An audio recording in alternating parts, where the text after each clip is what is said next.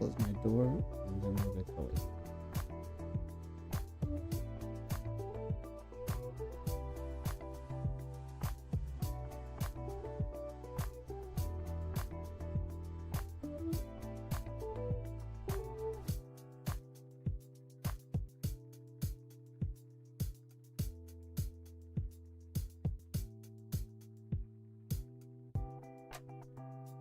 What's going on, chat? Are you guys ready?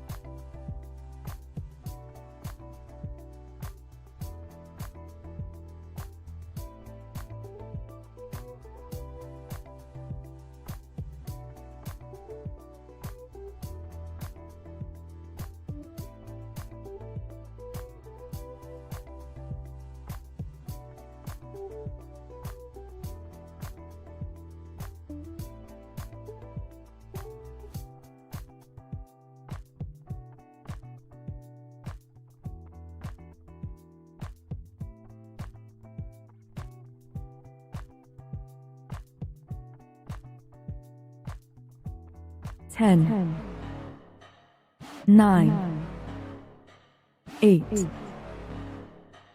7, 6, 5, 4, 3, 2, 1.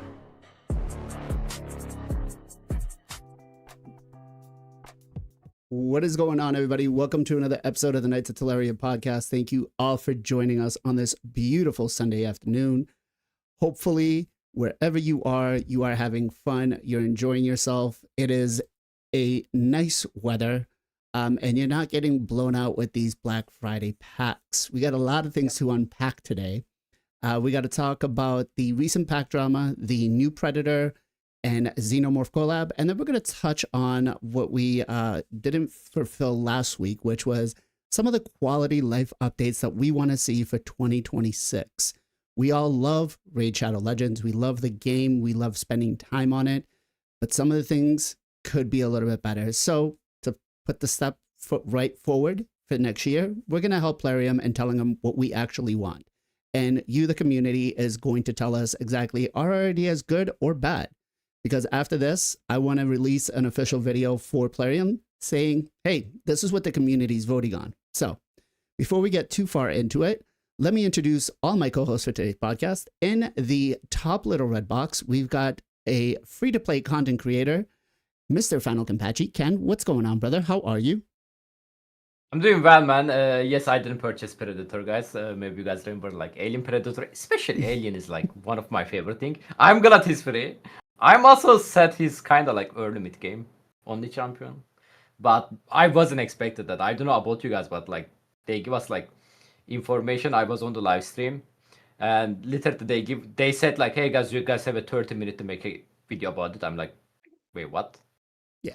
And... it was too hard for me to not talk about that on the stream. So, besides that, on the real life, I got a PB today again.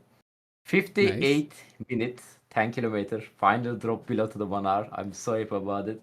Yeah. And I met the people there on the running, so I'm officially joined the running club. So, we are going to meet next week. So, and I got myself new shoes for the Christmas. Yep, running shoes. Nice. Get to that. And excited for the tomorrow primal shard. Oh, yeah. I know you've been waiting for it. You're what, up to what, 60, 70 shards now? I should be with 73, but I YOLO 10 of them during the Leonardo pet to help me. So I was 62 right now. All right. That's like 7-8 months saving. Yeah, man. It's definitely taken them a while. And I will say that I'm totally with you on the information for the event for the collab. They gave it to us and they basically told us, hey, you can't talk about it. And then they release it in game and it's like, yeah, we still can't talk about it for like another 20 minutes. And it's like, bro, really? Yeah. Come on. My chat is talking about them. Like they are saying, hey, bro, check the index. I'm like, guys, I cannot check the index, guys. Yeah. I cannot check the index right now. It makes no sense. All right. That said, let's go to the opposite side in the top green, giving us a perspective from a low spend endgame player, Mr. MXPJE. PJ, what's going on, bro? How are you? Doing pretty good. Just chilling, raid, doing the fusion. I actually kind of did expect this, but not this soon with the Heroes Path. I'm pretty sure a couple streams ago I called them doing a Heroes Path. I was thinking more in like December, but yeah, it came early. Raid's really pushing this year.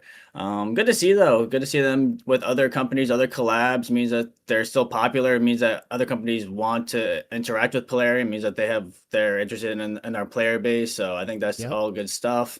And yeah, doing good. Just finished up the fusion and ready for 2x 2x promos as well. I got 74 saved up. And hopefully get something juicy. Nice. All right. Moving on to the dab master himself, all the way from Texas, Mr. Zero Brew Zero. What is going on, bro? How are you? I'm great. I called this collab. That's right. I said it on one of our podcasts in the last month, right? I was like, I want Predator versus Alien or Predator and Alien. I know we can't say versus, but yeah, so it happened, and I was super excited. So I wake up Monday morning, and I just seen the movie last Sunday, right? So when we got done with the podcast, I went to go see Into the Badlands, and sure as ass, I wake up in the morning, and I get a text message from Blazin, you're going to be happy today. And I immediately launched the app, boom, Into the Badlands, there it is. Yatcha, right there, ready to go. The Predator, loving it. So it's great. And actually, I built out the Xenomorph last night and tried it out a little bit of stuff late last night. And Xenomorph without books. I'm saving my books for CVC. So yeah, we'll do that. But yeah, I'm excited. And I missed the memo. So we have one more day left on the champion chase just to keep myself and the community straight. The deal is 2x Primal starts tomorrow. So that would count towards our champ chase, right? Yes, sir. Yeah. So I was going to pull tonight, but it looks like I'm not going to pull tonight. Gonna wait one more day. All right, let's go to our live arena specialist, Mr. Gessel Gaming. Gessel, what's going on, brother? How are you? Doing great. Hope everyone is doing great out there as well. Pulled a bunch of souls for the 2x well, I wouldn't say a bunch. Ended up pulling 10 buying and selling, and ended up with garbage. And I cannot get an Embry. I cannot get an Ashnar. I can't get any of these mythicals. So I guess I'm not doing that great. I hit pretty big on the Eternals. Nice, man. I'm not 6-star gonna lie, man. Yumiko and Titus. Oh, I hate you. I hate you. Damn. No. That's sick. Yeah, no, the 2x doesn't feel like it was turned on either for the Eternals or the shards. But yeah, it was kind of brutal, man. It was kind of brutal. And last but not least, the guy who's got the holiday spirit all ready to go, Mr. King Coco. King, what's going on, bro? How are you? I'm doing pretty good, blah blah. I'm just sitting here waiting my turn to talk about really interesting Raid Shadow Legends topics today. I'm kind of on a militant streak. I'm just going to forewarn chat. So wish me luck that I'm invited back to the podcast after today. But it should make for an interesting show. Hey, everybody's opinions are valued as long as you are respectful and aren't anyways. Ginger? Never mind. You're always welcome back. Everybody's opinion is valued, whether it's right or wrong. We're all able to express ourselves here. Let's give a quick. Also, how was everyone's Thanksgiving? That is, actually, I totally just went through all of that, like not even acknowledging Thanksgiving this year. I know, I forgot. It feels like it was like a month ago. Yeah, it was so long ago. Hopefully everybody's Thanksgiving, who's in the US, was good. You guys had some gobble turkey, enjoyed yourselves. I just want to give a quick shout out here to Mr. Priest Guardian for the super chat. Just a simple respect to all CCs here live on Sunday. Thank you. Much love all. Much love to you, brother. Thank you very, very much. We do this show because of you guys. All right. So let's first of all touch up on the forest. I'm just going to say, I know a lot of you guys were expecting to talk about the new information that they gave us, but honestly, they didn't give us enough information that I feel we could dedicate time to. It was very minimal. They gave us a screenshot of what the background will look. So next week, when we will have more information, we will dedicate the podcast to that. I know that some of you wanted us to talk about it. I just don't feel like we have enough, right? So with that said, let's talk a little bit about this, which is the 40 primals for $99. Basically, it comes out to Plarium made a huge boo-boo on their end. And rather than leaving it in game for a lot of the players, they just said, oops, let's reset this. Some players picked this up, some players did not. I know a lot of players in the Supreme Club are pissed. I am pissed. I mean, 2.5, 250 per primal is kind of nuts. It was meant to be voids. But yeah, let's start off. Let me go to Gestel first here and see. Did you pick this up? And guys in chat, I didn't even know about this. Oh, I didn't even know about this. No, I did not get it. I would have loved to. How many could you get? 3 of those? Oh my god, bro. Yeah. Yeah. That sucks. I had no idea about that. No, I didn't get it. No. If you had gotten it, if it was live for you, would you have purchased it? Oh yeah. All right. Yeah, without even thinking twice. I can't, I can't even believe seeing that like without even thinking 3 times, dude. Yeah. right. Exactly. It would have got real quick. All right. PJ, what about you? Did you see this? Did you snack this? I did not see that. No. All right. Would you have snagged it if you got it? Whatever. Honestly, I've never bought Primo, so I honestly wouldn't even have noticed that was a good deal. Like, unless someone told me, I would not even notice. If I did and someone told me, I have the cheaper version, so I'd probably buy I'd probably buy a few. I'm seeing if they're gonna have any more good deals, because Cyber Monday, they're probably gonna still have some. Probably not as good as this, obviously, but they'll probably still have some more Primal deals. Okay. Big shout out to Mr. Snackbox here, who actually did a video covering this earlier and brought this out to the light for a lot of people. We had no idea, and he's actually on the YouTube side watching us right now. So huge shout out to him. if you guys aren't following Mr. Snackbox, he is an official raid content creator. He has been on the podcast with us before, and he's a great, great guy to chat with. Even in the background, I've spent much time hanging out with him. So make sure you give him a follow over on YouTube. All right, King. I know you've been holding back. Pop it up. I gotta go last. Okay. Zero, what about you? Did you get this? Would you have picked this up if you got it?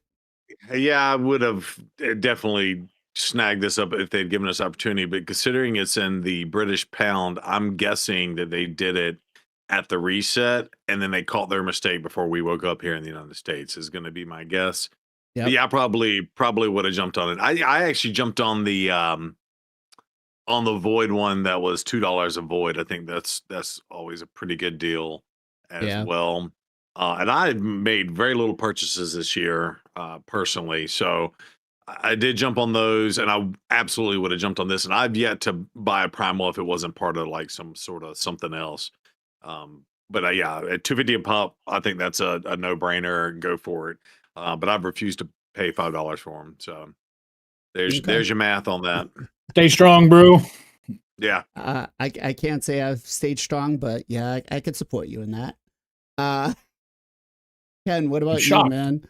Did you see this in the shop? Did it show up for you, and would it have enticed you to purchase it? I mean, to be honest, like even I see that in the game, I didn't, but I wasn't even know like this is a good deal or not. Like, what is that normally will be cost, by the way? Just so for this, it'd be 200. Oof. So, damn, that's 50% discount. No, it's more than 100% discount, right? 50%. Yeah, 50. Have 50%. Yeah. Okay, I'm bad on the math.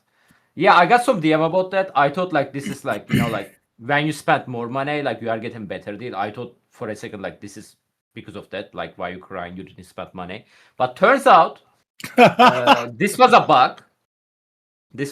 So this is supposed to be void shard.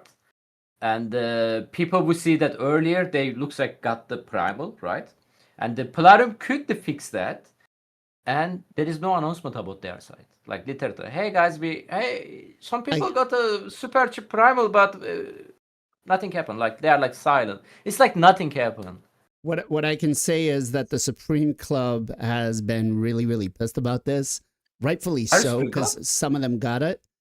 And Polarium's response so far is, hey, we're gonna check on it. Just please don't ask more questions about it, which is not the case here. We haven't been told anything as official content creators, so can't help you out there, you know? Well, here's my thing before you go to King Copium, because I know he's about to, I could see the steam coming out of his ears at the moment. But here's my thing. If you release this and people were able to purchase it and you don't refund those people and you take it away from everybody else, I think that's pretty crappy. Because you're basically incentivizing people in a different time zone to get a advantage that nobody else can get. So legally, they cannot take it away from anybody who purchased it. That opens the door for a massive lawsuit because people spent currency on an item in the game and it's their fuck up. So therefore, they're responsible for anybody who purchased it. They have to leave those people alone. The major issue is they released a pack, and I'm going to touch on None Such Being in the chat, who's said a few times that the only people who had this primal deal populate were the top tier spenders. So we're talking about the super whales, the mega krakens, the guys who spend a bunch of money. The only coding error was in the max pack, the $100 pack. So that should have popped up as 40 voids, but what actually ended up happening was it populated as 40 primals, which means that primals were $2.50 a shard, which is the lowest primals have ever been offered in Raid Shadow Legends since the creation of the shard. I think the previous lowest amount was $3.75, if my memory serves correctly. So what happened was people logged into the game. They had this pack pop up. They got 120 primal shards for $300 when it should have been $600 at normal price. But I think in typical Plarium fashion, they panicked, and instead of rolling with the punches of their own stupidity and being like, man, we really screwed up, but let's see what the community does with this, and made a metric fuck ton of money Instead, what they've done is they've alienated clan members against each other. They have split their player base yet again. People are mad at the Krakens because why should the Krakens have 120 primals when I don't have anything? And the problem is, if you're going to do something like this, then you have to do it for everybody. And even if you were in the low spend tier, there should have been an equivalent, $250 per primal. So if we're talking about $20, then you should have got, what is that? 8 primals for that, I believe. 20 divided by 250 because my math sucks. Yeah, so it would have been 8 primals. And then scaling up, of course, as you go through the spend tiers.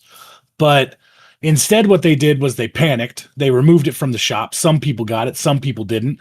I have whale friends that instantly bought it. I have Kraken friends that never even saw it. And now Supreme Chat is freaking out. Raid Official is freaking out. I might have been freaking out in Raid Official myself. I don't know. Scroll up to find out. And the truth of it is, I understand that they didn't mean to do that, but it's Black Friday weekend. It's not like they're setting a new precedent for what we think primal should be, even though that's a much more realistic price point, in my opinion. Right. They instead decided that some people got it and good for them. And now there's going to be a huge influx of mythical champions flooded out for the people that got it because they have 120 pulls. And some people didn't even get 8 or 20 or anything. That's assuming that they actually turn on the 2X. I mean, I could see them tomorrow being like, hey guys, we decided to postpone the 2X at our discretion. Right. Sorry. So I think that. Will they do that? I don't think so, but I could see them doing it. Go ahead. I'll let you finish. I don't want to blow up the time. I just think that Plarium is on a really mean losing streak right now. I mean, they're just, I don't want to hijack topics that we're going to talk about, so I'll probably just shut up. But I mean, they need to just test their game, and they need to do things before they just are willy-nilly releasing shit into the game that people are spending money on, or people would or want to spend money on, and then turning around and being like, oops, our fuck up, but thanks for your money. So I want to kind of move forward towards this question right here, because I think it really highlights how the community is going to feel with what's currently going on, which is, I trust Raid Shadow Legends brand, the Raid Shadow Legends brand. Do I strongly agree, neither agree or disagree, or strongly disagree? This was part of a survey that they did out for these last couple of weeks. Some people may have gotten it, some people may have not. I did not get this. I did get this from a viewer, but I'm curious to chat. How would you answer this question? Do you agree that you trust the brand Raid Shadow Legends, not Plarium, the brand? So Raid Shadow Legends itself. I'm going to ask you guys on the panel too. Feel free to skip over if you don't want to, if you feel it might get you in a little bit of hot water. If you're an official CC, you're perfectly fine too. But let's start off with Zero first. I got the survey and I don't even remember what I asked for this one. I might have just said disagree. Okay. So this is just like one of those open-ended ones, like it's not a fine point on here. I think they do a lot of good things. But finding out about what we just found out today and just other things that I know we're going to talk about in a little bit. It's tough. They're on a winning streak in terms of collabs though. So, and I know we got new content coming into the game, but I don't trust, if they can't release a pack in the game for Black Friday, I don't trust that that's not going to be riddled with a bunch of bugs and stuff like that too. So, I would say disagree on this one. Okay. PJ, what about you? What do you mean Raid and not Polarium? Well, I guess, and that's a subject that we could maybe talk about, but is Raid its own brand, or do you view Raid as Plarium? Like, do you see? Because the question they created reads, it. They own. They are Raid is Polarium. I get. Okay. All right. I guess then the question would be: do you trust Raid Shadow Legends as Plarium has control of it? I trust them to fuck up. All right, so Yes. that's a no. I trust them to, yeah. I mean, no, I don't trust them at all. I mean, again, we were talking about this live arena thing earlier off camera. The first week and a half of the live arena season was bugged and matching you with the general season versus your seasonal points. And no one, I mean, people knew, like, I knew something was messed up, but they didn't say anything and they barely made an announcement. And like, oh, yeah, sorry, we fixed it. Like, no, I don't trust them at all. Okay. Gessel, what about you? I think PJ put it probably the right way. I trust them to mess up pretty good.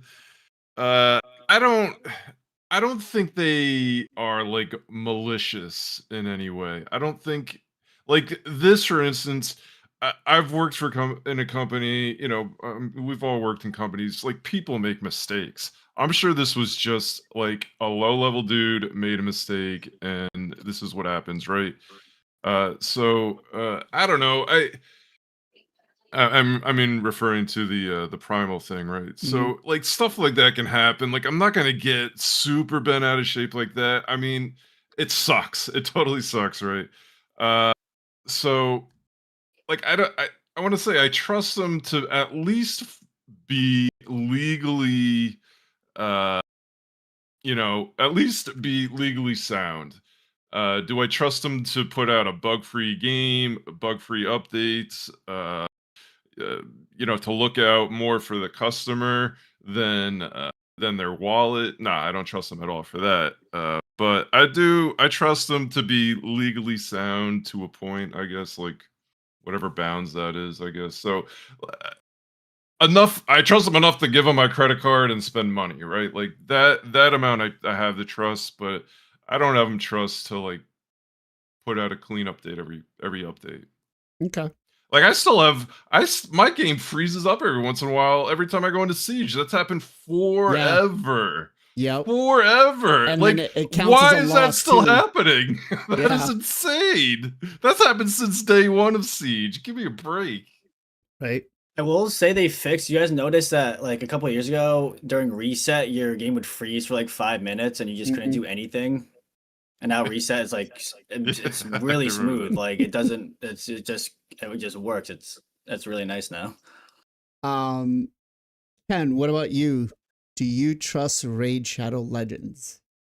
I mean, depends, man. Like depends what where you looking, right? So do I trust them by the screwing the game more, releasing more broken stuff, make the game more pay to win? Yes, I definitely trust in them. They with its potential, like, and opposite, like, are they gonna make the game balanced? Are they gonna like make the game a little bit more free to play perspective? Like friendly a little bit? No, totally like. Okay, Yeah. I'm looking at a lot from chat, and chat's like, yeah, I trust them to screw up everything. I trust them to make money. I trust them to drive me nuts. So it is very interesting. Coco, what about you? This guy. I trust Plarium to kill their own game. Okay. I think that they are going to be 90% of the reason that raid falls off when it finally does, and it will be their own fault. If there was an option for strongest disagree, I would take it. There is one. I mean, no, stronger, strongest, all of it, Strongly all of the disagree. disagree. Why are you even asking this question? This shouldn't even be a question. The problem with Plarium, honestly, is just that they released a pack a week or two ago that said predatory deal, and the problem is every deal is that deal, and they had to change the name on that pack because everybody turned it into a meme, but it was the truest thing Plarium's released in years. Right. Get ready for the Black Friday, so grab a predatory deal. Yep. And it's like That's so bad. I love Raid, dude. I love Raid. I play 5 accounts every single day. I'm exhausted, but I love it. And I want the game to succeed. Like, this is my Twitch community that I'm talking about, my Discord server that's popping off. This is where I spend my free time. This is what I do with my time off when I'm not being a dad or a husband or a son or an employee or whatever. Like, this is my free time. And I just think that they just are, they're doing it. I mean, I disagree with Gestel. I do think that it's malicious. I don't think that the Primal deal itself was. That is a coding error. It's not like it happened for all the packs and then they were like, oops, and then took it out. It was for one pack. Somebody coded something incorrectly. They took it out as fast as they could. Does it suck that some people have this huge influx of primals to pull and I'm kind of salty and jealous and I wish that I had those to pull? Absolutely. Am I going to quit playing Raid over it? No. Do I know some people that might? Yes. Like, it just feels like, why are you not learning from your mistakes? Right. Like, when you're a kid and you touch the stove and it's fucking hot, why are you going to turn around and be like, maybe it's not hot this time? Like, right. You should learn from your mistakes. Maybe we should take an extra second and test our champs. Maybe we should take an extra second and launch these packs. Like, you have the test server, like, use it yourself. Like, put these things in the game, make sure that things are coded correctly. So no, I don't trust Raid at all. But okay. I mean, nobody's stolen my identity yet, so I'll keep buying energy. So I guess this question is definitely, I would say, worded incorrectly or asked incorrectly, mostly from trusting the Raid brand, because we as a community do not view Raid separate from Plarium. We don't view it as its own separate entity. Yes. Do I trust Raid? I trust Raid to be an enjoyable game, to have fun, to basically pass my time. Do I trust that the game or the developer behind it is going to do what is best for the community? Unfortunately, I do not. I do disagree with that. So I know it's not the answer everybody wants to hear, but again, as a game itself, I trust it to have fun, to enjoy, to, you know, if I didn't enjoy it and didn't have fun with it, I wouldn't be playing with it. Do I trust the background of what the company Plarium does? Absolutely not. And I'm very, very vocal about when they do things like that. So I guess from this point, Plarium, you've got some answers here. Go back to the drawing board and, you know, kind of relook and figure out some of the things for 2026. Let's start it off in the right foot, right? Let's quickly jump into the new collab, which is the Predator. And I gotta say, you know, Zero did call this out that this was going to be one of the new collabs coming in. I have not, obviously I purchased a champion pass. I wasn't gonna, I think for the value of the 40, it is not a bad deal, to be honest. If you think about it, Plarium values their legendary champions close to $300 to $400, depending on what rarity they what affinity they are. That said, let's break down his skill kit. Let's see how good he is. Will you guys be blowing your shards for him? Is he going to be the end all? And first of all, does he deserve, I think, what is he, in the Lizardman faction? Yep. Yeah. First of all, I don't even think he should have been in the Lizardman faction. I think Night Rev would have been better, but that's just me. I think the Xenomorph should have been in the Lizardman faction. But let's take a look at the skill kit here real quick. Attacks one enemy, heals this champion by 30% of the damage dealt. Passive effect: whenever this champion successfully evades an enemy's skill and all of its accompanying effects, counterattacks with this skill. It is based off of HP. The A2 has a mouthful of words. Attacks all enemies 2 times. After hitting the initial target selected, all other enemies will be hit in a random order. This kind of works. I think it's like Thor, if I'm not mistaken. For the first hit, the damage is received by the initial target on the enemy will be increased by 75%. Each subsequent following hit will receive 15% less bonus damage, reduces to 15% of the damage. Also destroys each target's max HP by 30% of the damage dealt. Stacks up to 50%. The second hit The damage received by the initial target selected enemy will be increased by 15%. Each subsequent hit will be following the initial hit will receive 15% more bonus damage, stacks up to 75%. The attack ignores 15% of the target's defense if the champion is under Veil or Perfect Veil, books down to a 3-turn cooldown. The A2 attacks one enemy before attacking, places the Hunter's Gaze debuff on them for 1 turn. This debuff cannot be resisted if the champion is under Veil or Perfect Veil, which I like. We don't need to build accuracy. If the attack kills an enemy, places a block revive debuff on them for 1 target, and a Hunter's Gaze debuff on a random enemy, on a random alive enemy for 1 turn. The Hunter's Gaze debuff cannot be resisted if this champion is under Veil or Perfect Veil debuff. If the attack does not kill an enemy, places a Perfect Veil buff on the champion for 2 turns, fills their turn meter by 50%. Pretty solid. And then the passive, at the start of each round, places a Perfect Veil buff. Before this champion takes a turn, also has a 50% chance to evade the enemy's skill and all of its accompanying effects. This effect enhanced initial chances reduces to 0 after the champion's first turn in a round. Whenever this champion kills an enemy, grants this champion a 20% chance to evade a skill on the accompanying effects, stacks up to 60%. With an arena in all arena battles, 35%.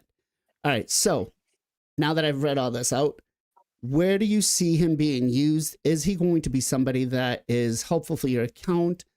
Is he going to be a Vault Guardian for you? Do you plan on building him? I know one of the comments on one of my recent YouTube videos was somebody thinks there's going to be a hero's path for his soul. Will they do that? Will they not do that? Will you spend resources to try to acquire him? Let's start off first with Mr. Ken. I mean, I wish to get him, but I was actually liking him on the day 1, but they said they're going to nerf his passive skill, so it was a little bit working as intended on their side. So they said they are back, so this is why they are nerfing it. They don't want to use the word.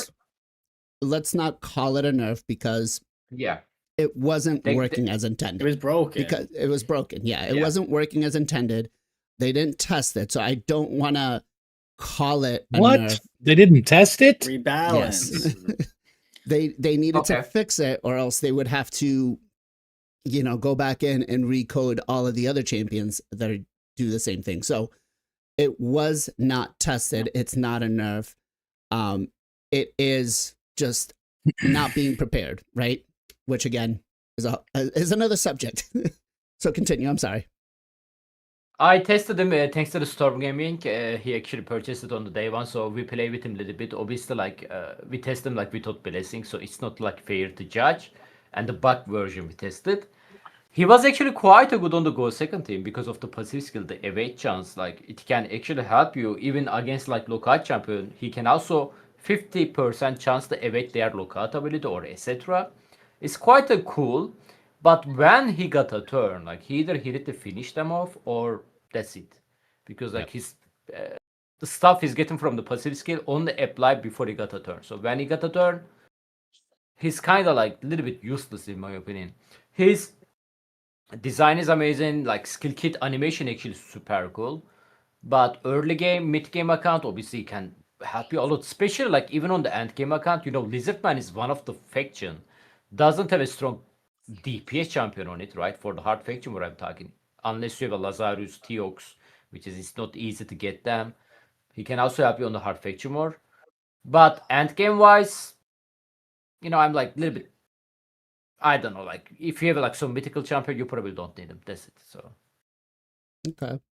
I do like the animation. I think you're right on about the animation looking pretty cool. I kind of like this. Chat, how many of you guys did acquire him already? Picked up the champion pass. I'm curious to see how many of you in here will use your shards, or did you just cough up the $40 and say let's go? Zero, what about you? Well, like I said, I had just I was 12 hours removed from watching the movie, and I think they did a fantastic job mimicking this champion to match basically the one in the Badlands, including the size of him. No spoilers if you still want to watch the movie, but and the fact that he has a sword, because the sword's a big part of the movie, is on his back. Since we look at the butts of these champions left and right, I think it's pretty cool from that perspective. And I think like the mechanics, they and that's something they kind of do a pretty good job with. The mechanics, the way they built this champion, kind of goes along with kind of like how he is in the movie and stuff. Obviously, the ability to cloak and evade and stuff like that. And of course, he's got the targeting with the smart chakra thingy or whatever it's called, the blade. All that's really cool. I think they did a fantastic job. I did get him, although I haven't pulled him yet because I did the $40 version, not the $60 version. And I think one of your other questions was, would you go for the soul for this champion? 100%. Like, and this is where we are in this game now. If you don't get basically a 4-star soul for a champion that does damage, you can't use the champion basically, or the champion's unusable. So hopefully Plarium has plans for that in the works, because I do definitely want to use him. And so you're using him now, and I take it you don't have the soul on him at all, right? I have a 1-star soul. I'm actually planning on doing a showcase on him, just baseline, no books, masteries only, no blessing, no nothing, with like a semi-decent build. And just a heads up for everybody out there, we will be giving out a champion pass as part of the video that we're going to release on him. So make sure you guys keep an eye out for that. If you want to acquire him, if you are one of the people that wins, then there we go. Very nice. Maybe, no, you're good. You're good. That's a perfect segue. But yeah, Ken, maybe you can get that free one, man. No. But yeah, I think I said, hey, don't worry, bro. I got you. He's like, nah, man, I can't be. I'm free to play. I was like, no one's going to know. They know. You can pull him from a shard, technically, for the next 2.5 months. Ken's chat would never let him live it down. Yeah. 100%. But yeah, I think the champion is great. And I think, just like this, and I know we're going to talk about Xenomorph too, but they both bring something unique to the table, which, I'm constantly in love with that. So you get the Hunter's Mark for this champion and the ability to block revive. I think that's super cool. And of course, the Infest with Xenomorph is absolutely insane. So I love it. And then I look at it more, and I'll shut up after this. I look at it more as what new content is going to come where he's going to be clutch. Is he like a top tier damage dealer compared to all the other HP based nukers? Probably not, but I think there's going to be a situation where it's going to be set up to be awesome with him. So that's just my personal belief. And again, that's just where I'm at on that. So I like him. I think he's awesome. All right. Mr. Gestel, what about you? I did not get him yet. I will be getting him whenever I guess finish. I got the cheaper one, the 41. So whenever I finish the missions to get him, I'll get him. But Ripred, my Colab man, has done extensive testing on the turtles, and now has done extensive testing on Predator. And he said exactly what Kenpachi said. If you can't get a kill on that A3 right away, you're pretty much dead in the water. But if you do get that A3 with a kill, he just becomes an absolute monster and is very difficult to deal with. So, I don't know if he'll make the rotation in Live Arena, but I'll definitely grab them. I like getting these. Yeah, I know $40 sounds like a lot, but like $40 for a Lego champ in this game is not a lot, as you already said, Blazing. So it's kind of hard to pass them up. I got Xena, I got He-Man. I'm gonna get Predator. So okay. PJ, what about you? I have not bought him yet. I will buy him before it's over. I look at value a lot in this game when I'm buying things. So value $40 for a guaranteed champion plus the other little bit of goodies, in my opinion, is great value for this game.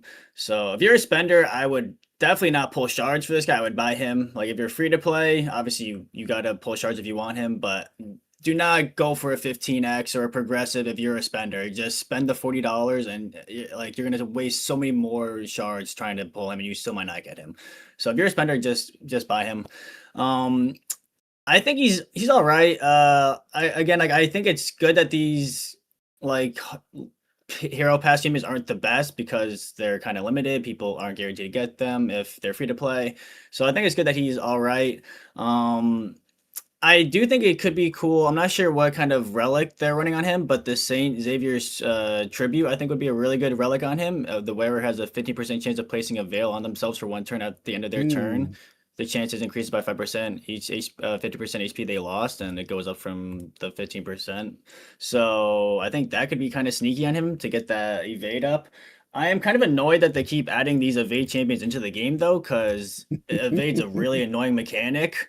And if you can get this guy like 60% stacked up, it's insane. Like we think a 35% chance weak hitting happening all the time. So it's kind of scary for the future if they keep adding these evade champions. Hopefully they slow down a little bit. But yeah, I think he's cool. I'll pick him up. If there's a soul for him, we'll have to see what else is around. Like I don't think he's gonna be like one of my main champions, so a soul isn't super important. But obviously, you want a soul if you're going to use him. But if there's gonna be like a Yuletide event or a good fusion or something, then I'll have to like weigh my chances and see what else is happening around. But obviously, a soul would be better than not. Yeah. We just did a poll over on YouTube and Twitch asking people have they gotten the Predator Pass yet or the Champion Pass, and or are you gonna get it? And there's a big majority that's saying no, and now the YouTube side switched over to yes. So a lot of people are either gonna pick them up or have already picked them up. So, Coco, what you got? I'm gonna let that slide one more time. And then I'm gonna mess all your cameras up. And you're gonna be real sad. Okay. As far as the Predator Pass goes, I mean, I like when Plarium releases these champion passes. I wish that they would do it for more champions that people are wanting that are already in the game. I don't necessarily always want it to be a new champion, but I think that I probably will pick it up because pure nostalgia. I like Alien and I like Predator. I'm not buying it because I want the kit. I like the kit. I don't like the multipliers on the kit. I don't think the value is there if you're buying this champion because you want to use it. I think you're buying this champion because you want to look at it in your index. And it's also that Pokemon got to catch them all Pokedex fill mentality, which I actually don't have. I just want all the ones that I want. I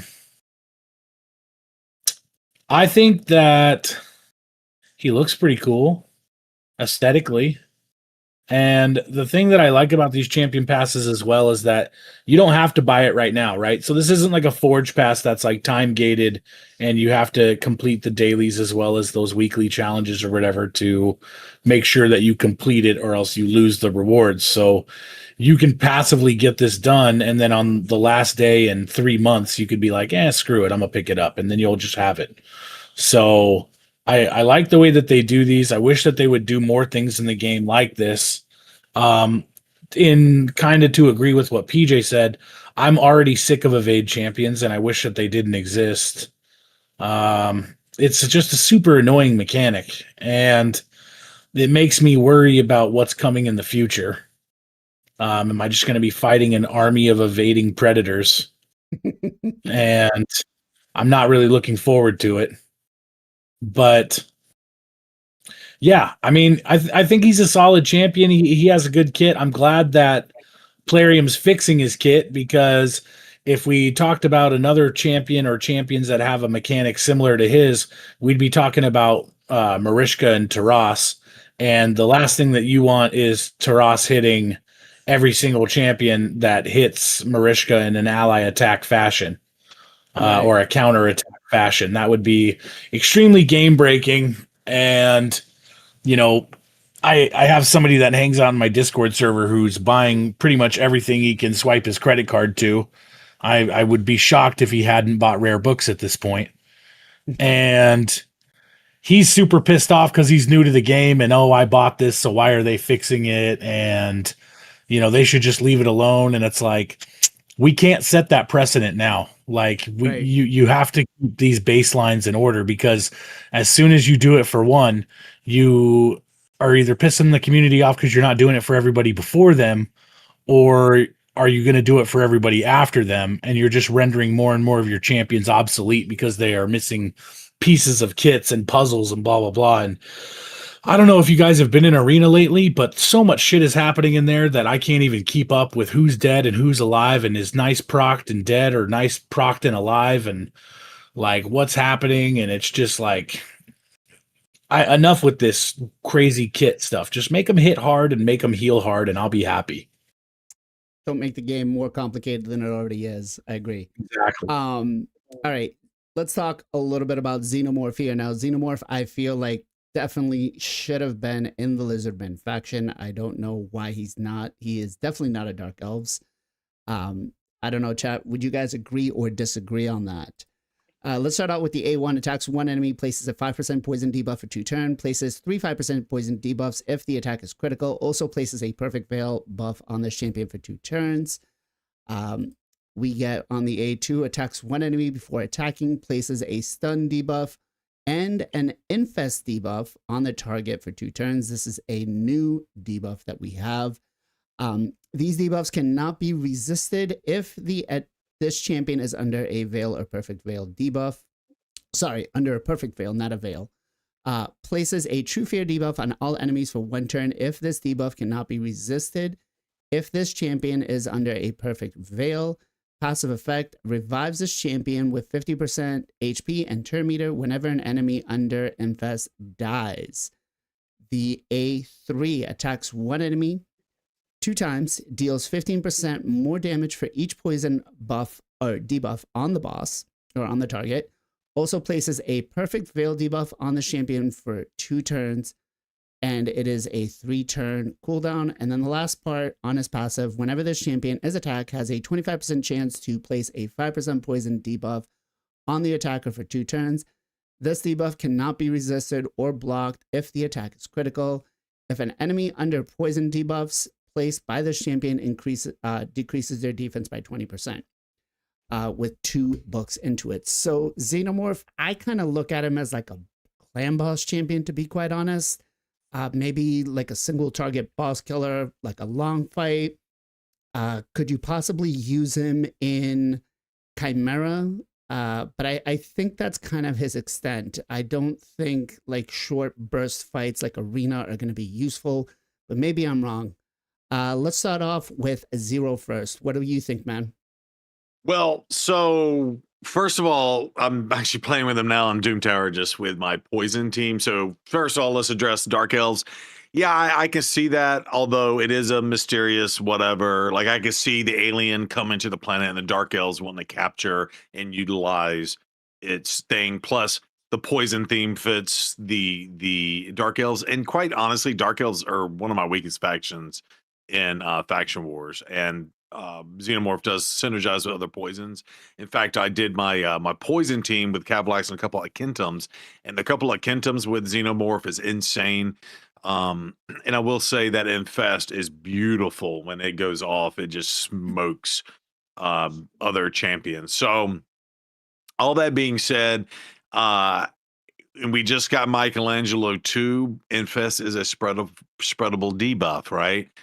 So you could potentially take Michelangelo and spread the infest, right? So that's kind of cool too. And of course, you know, you could use that with bombs if they have stone skin. If they don't have stone skin, you can spread that infest. And 1 or 2 of those infests going off, you're going to win the fight. So I think it's a fantastic champion, and I would even argue that Xenomorph might be a little bit better than the Predator, although I think the Predator looks super cool. So I don't know if I would say that much, but okay. I'm telling you, man, that Infest is stupid sick. And with the Akentums and their passives, and of course I use 2 Akentums, but those passives, when they go off, it just annihilates. You don't even need an activator. It's insane. Mhm. So yeah. Okay. Let's go to Copium next. Dope.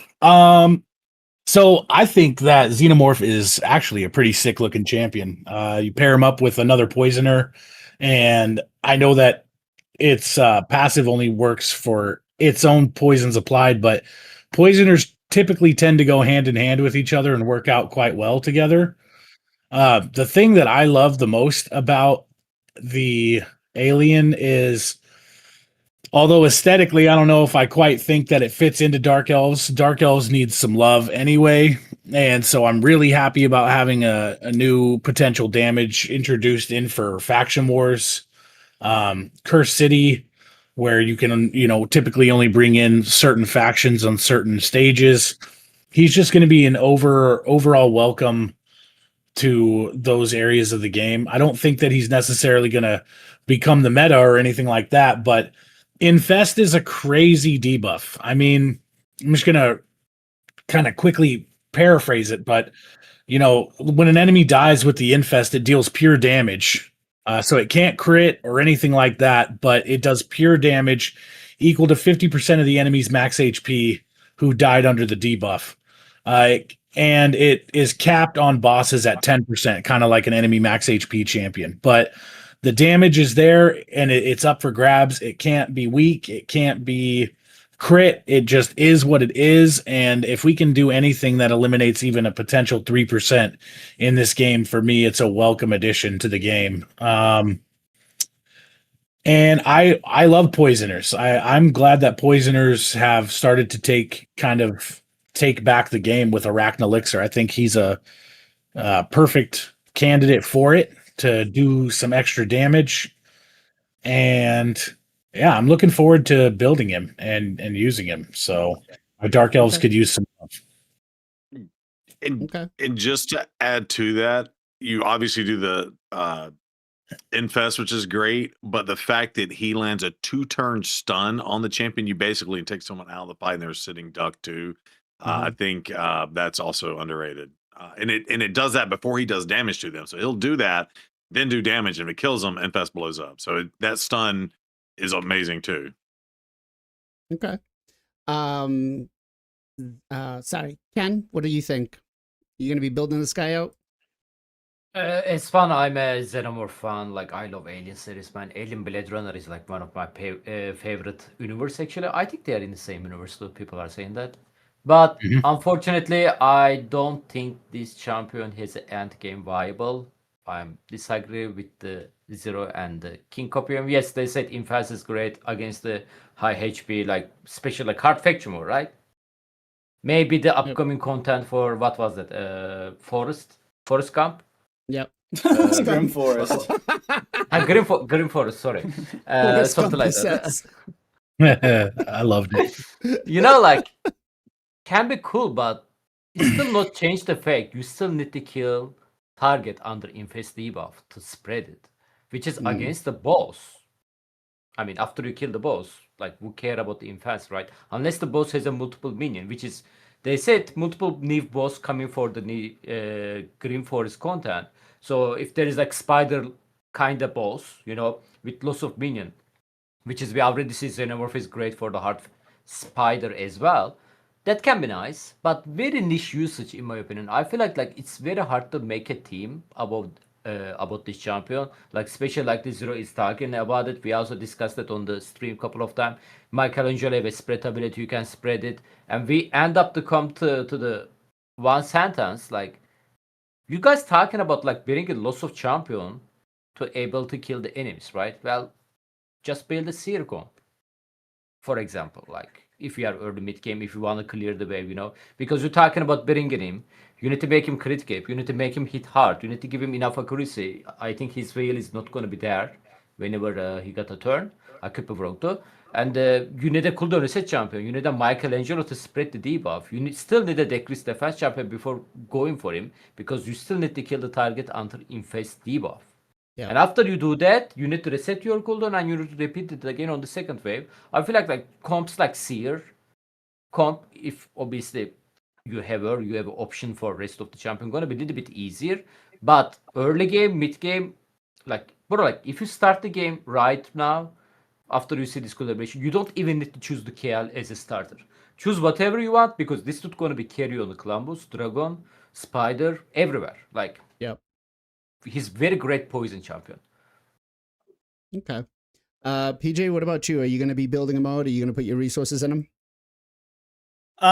Personally, probably not, but that doesn't mean I don't think he's a good champion. I think he's honestly probably better than Predator as far as like actually usability. If we're talking about, because like King made a good point, people are just gonna get Predator and maybe not use him, just look at him in the index. But if we're talking about for this guy, at least for early game to mid game, end game, late game, probably not. The Infest is pretty interesting. If he would have had poison sensitivity, he would have been really cool for Chimera. That was a big miss, I think, on that. But like Ken said, I agree with him for the early mid game. I think he's going to be a beast, like just a bunch of poisons. The Infest is cool. I think the passive, though, we haven't really talked about the passive that much, but unless I'm reading this wrong, it says if an enemy is under a poison debuff placed by this champion, decreases their defense by 20%. So that's for the whole team. Like everyone's going to be able to hit him for 20% harder. So I think it's going to help a lot for clan boss, for like demon spawn. Right. Is huge. That's a lot of extra damage you're going to be getting into it. So I think for early mid game, yeah, this dude's going to be insane for clan boss, specifically demon spawn clan boss. Yeah, pretty useful. I think he's gonna be pretty good. And then I know a lot of people are struggling with faction wars. That Infest for faction wars hard is gonna be really good because they have a lot of HP, so you're gonna be doing a lot of damage when you kill them. So yeah, overall, I think he's a solid champion. Okay. And I hate to jump in again. you But don't. I build No, him you in a don't. 9-piece feral, and y'all are 100% right. It's hard to build him because you need crit rate, 100%. Obviously, some crit damage, some attack. You also need the accuracy. So he is, you need some decent speed too. So he is definitely hard to build, but also in a feral set. So I look at him more as a support champion because of what you just said, PJ, that 20% defense, and you throw the feral on, and now you get 5% extra damage for all the debuffs and stuff, right? So I don't know. He can kind of slot into those slots, in my opinion. But go ahead. I'll shut up now. Gestel, what about you? Yeah, great champ for a login. If you're starting the game now with this champion, you're in great shape. I can't think of a better champ to start the game with. Well, we could probably come up with a bunch. This is the great champ to start the game with. That's great. Live arena, like poison champs are kind of making a bit of a comeback. Obviously, Cavalex, you'll see a bunch to try to like prevent like a speed team. Nell murders people. They're super annoying. I just don't think you could like really dedicate like 2 or 3 poison champs to an arena, especially everyone running Stone Skin. So I don't really think it would make. I don't think it could really make any splash there. The passive is the most enticing thing, as PJ was just saying, for kind of 2 reasons. I think one, you just keep putting poisons out there. That's going to end up becoming problems very quickly. I'm speaking obviously in terms of arena, just because you don't have the health pool that PVE bosses and stuff have. So that poison 2-3 poisons will kill you pretty quick. Especially So if you're using stock. Yeah. Yeah, stock too. People love stock. So I don't know. Maybe there's something there. I haven't built her yet. I'll certainly build her and test her out. My guess is she might find her she. I'm not sure what it is. Might find their way into a Dragon 9 farm team. I run it with Corvus, and then I run it with Tio to make it faster. I might slot her in to see if that makes to take Tio out, see if that makes it a little bit faster. I don't know if it will, but I'll test it there. That's about all I could really see getting used to my account. Okay. I was trying to figure out who the last boss is for Dark Elves. I don't think it's the purple boss, because I was gonna say, if I know the purple boss is for stage 7, which is a huge pain in the ass, and I could only imagine what would happen if they redirected Infest back onto us. So that said, I'm kind of excited for the collab. I like it. I think it's fun. You know, the value price for the champion pass itself, again, $40.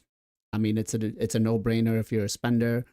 You know, they're going to do a whole bunch of 10x, 15x progressives and all that stuff. I hate to say, you know, what's he going to be useful in the next content?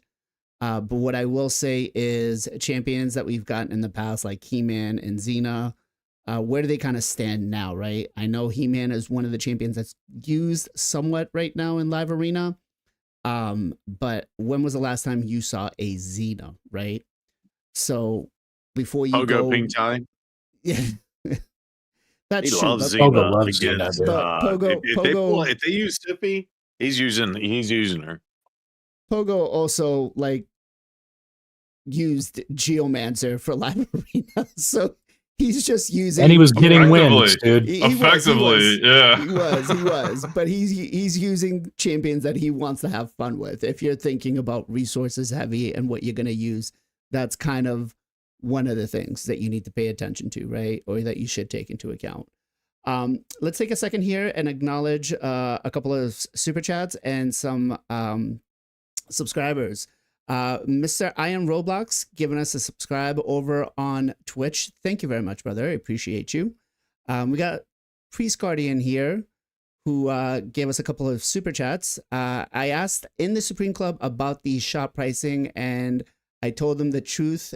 You all echoed. Thank you very much. Hopefully they do address that issue. Then we got another super chat from Priest Guardian. Can we get an option? Can we get the opinion on the panel for the new content coming into Raid, the Forest Gump? I'm gonna name it that because of Final Gambachi. So we did address this earlier on about you know, not devoting the whole podcast to it because I don't feel like they did enough. But I want to ask this question on the content that or the information that we have been given. What are you hopeful for that this content will bring us? Will it give us better rewards? Will it give us better, you know, better game experience overall? What are you expecting for this new content based on what we have? Let's start off with King Copium first. Yeah, so I'm expecting new gear sets, which kind of blew the wind out of my sails of them saying they were going to give us some extra gear storage.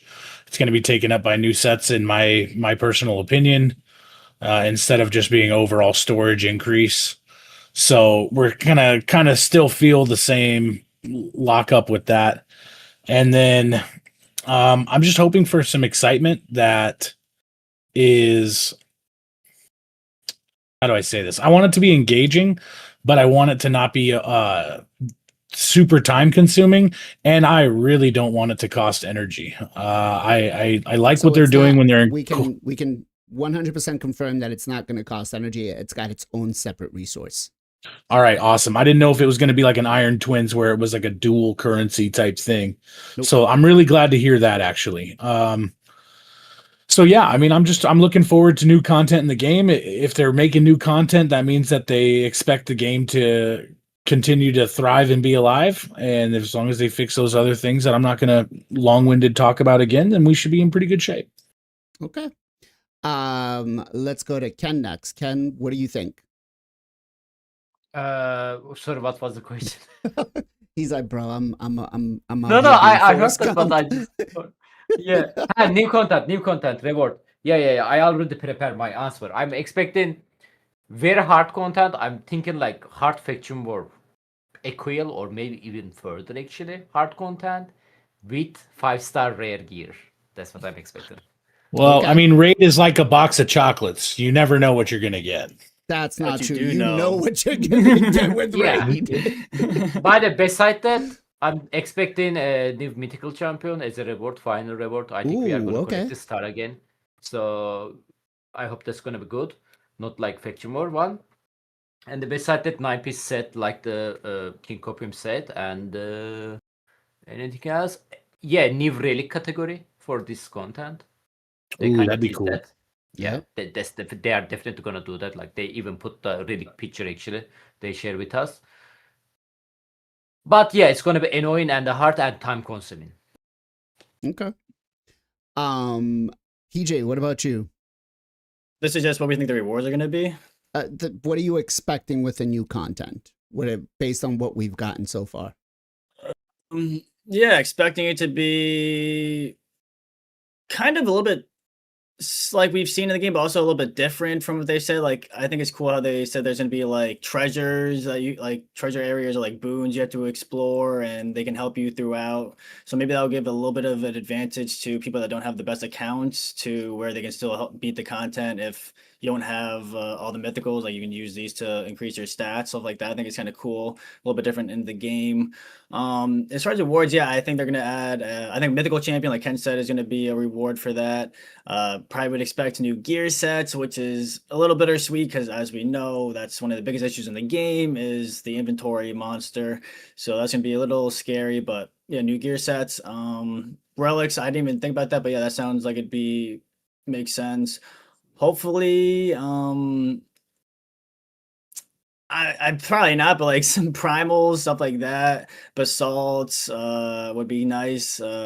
Future like rewards that make sense nowadays, not just like potions and silver, stuff that actually is useful. Yeah, I think it's gonna be pretty cool. I'm definitely excited for the new bosses and to see where it's gonna go. Okay. Mr. Gessel, what about you? Yeah, I think it's I think they I didn't actually look at the reward side of it. I guess we had discussed on the stream if they would do a mythical as kind of the grand reward, and it seems to be what they've been doing pretty much with any new release, right? Hard mode Mhm. faction wars, Curse City, but Private whatever, Carnage, Private. or whatever, all the Yeah. other ones. So it seems to be the path they're taking. So I would agree with Kenpachi there. I think we're gonna probably get a new mythical, which would be great. Obviously, free to players gotta have more ways to get mythicals. It's ridiculous.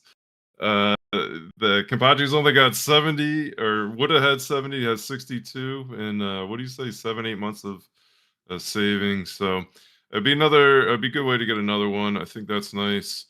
I was thinking when you did say the first thing that came to my mind were soul stones. Like maybe another way to get more soul stones, that would be great. Also, the dust, the stupid dust for relics. If we could get more of that stuff, whatever that's called, that would be Starstone. great. Stardust. Yeah, stars. Yeah. I am constantly out of that stuff. So if we could get more of that, I would be very happy. So I would like a little bit of this, a little bit of that. I guess areas that I'm lacking still. Maybe a little selfish, but I think a lot of people would probably be in the same boat in terms More of needing. remnants. Sorry. More remnants. Okay. Yeah, remnants would be Okay. awesome. Hell yeah, I'm down with that. Yeah, All so right. I think I guess I'm a little afraid that they might just add new rewards and not kind of touch some of the older rewards. So hopefully they don't kind of pile on a whole bunch of new stuff and they kind of help some of the older stuff out. But that's what I'm hoping for. Okay. Zero, what about you? Yeah, I think everybody said some great things. I think I'm totally expecting at least one more mythical that everybody can quote unquote earn in the game. Although the one from the faction wars is next to impossible unless you're blazing. I don't know. Has anybody else gotten her Let's see. in this panel? Hold on. I'm close. I'm really close. There's I'm like 50 away. There's at least 100 people that have her. I'm at 100 out of 928. several million. So yeah. So I guess what I like expect and hopeful for is two totally different things. So I'm going to be more hopeful for they speed up the other areas to make room for this one. Specifically like Doom Tower keys. I don't know why we had to run, 16 keys or 8 keys or whatever.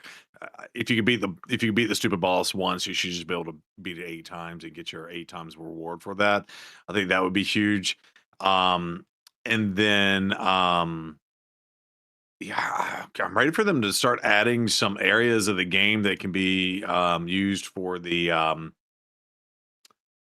area bonuses, right? I think Gessel said it last time. Chimera is about time to put that in, um, and some other things like that. But yeah, I yeah, thought they said they weren't going to add anything for Chimera. that's what they Yeah, keep saying. But they I said think that it's they're dumb. going to. They just didn't specify when. Oh, gotcha. Yeah. Okay. Well, hadn't it been a When, year since it's come into the game? Didn't it come out this time last year? Yeah, Yeah. Maybe. roughly. Yeah, One yeah, year yeah. ago. Yeah, so I'm thinking a year's a good time to put it in now. And if you're not gonna like add it in, it's time, because it's always annoying when you're just like, oh, I built this champion that I can use in, Curse City or these other areas of the game that have the ability to have those bonuses. And then it's like, oh well, if you want to use this same champion in Chimera, well, you can't. You got to have even more stats, right? Now that's overkill. This accuracy or whatever, that's overkill for this other thing. So it's always like, I don't know, bothered me. So I would love to see that in the game. And I had one other thought, but I totally forgot what it was. ADHD. Yes. ADHD that. All right. Same, brother. Same. So I do feel, or I do think that there will be a new mythical champion that we will be able to get from this new content. Every new content that they have given us for the last couple of years that they've introduced will give us a new mythical champion. Seems to be the way they go. So I do anticipate that we will get another one. It's probably going to be very time consuming, very time gated. Although I will say, besides Polara, every mythical champion that they've given us so far to acquire for free to play or progressing in through the game has been a phenomenal champion and is usable in a lot of areas. So I will say I'm very excited and hopeful for that it will be coming. The one thing I do want to see with the new content coming in is going to be making quality of life changes for earlier content, which we'll get into in a couple of things here. And I do want to see more relic fragments. I think relic fragments should be the real big thing that they kind of key in with this.